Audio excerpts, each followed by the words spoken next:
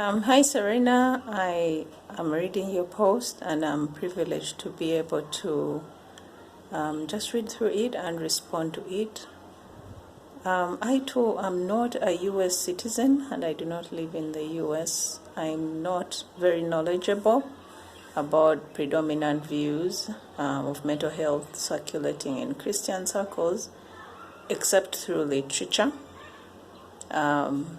But personally, coming from a low-income country, I am noticing how the limitations of research in low-income countries kind of make it very hard to compare. But I will speak of the experience from the little that I have read and probably experienced firsthand. I see that in the US circles, there seems to be more openness, there seems to be more knowledge that is circulating about the subject of mental health in Christian circles. Unlike in Uganda, where I live,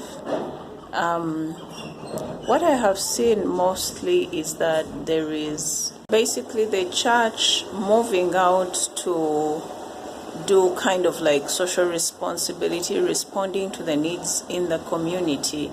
But mental health is not called by that name. It is many other things, and yet we can see elements of the church reaching out and meeting mental health needs. And whereas a rose known by any other name still remains a rose, I believe that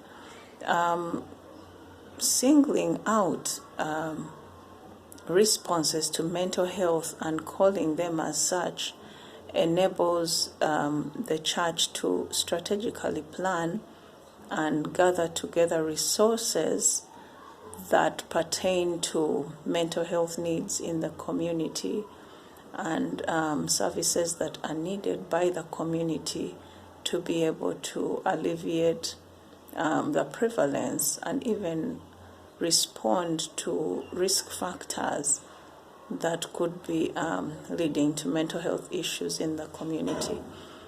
Now, speaking about your personal experience, I felt like sharing my interest in research. My interest in research is about pastors and how their mental health needs are either considered or otherwise in the execution of their duties. I'm looking at responsibility, like roles and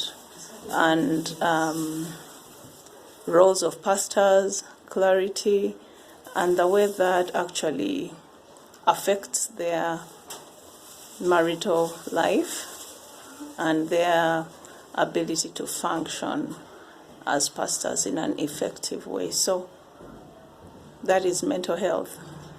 And for us, many times, a pastor, their spiritual strength makes them actually vulnerable because people do not expect, for instance, that they need rest, that they need time for self-care and things like that. So I'm looking forward to that experience and the results from that research.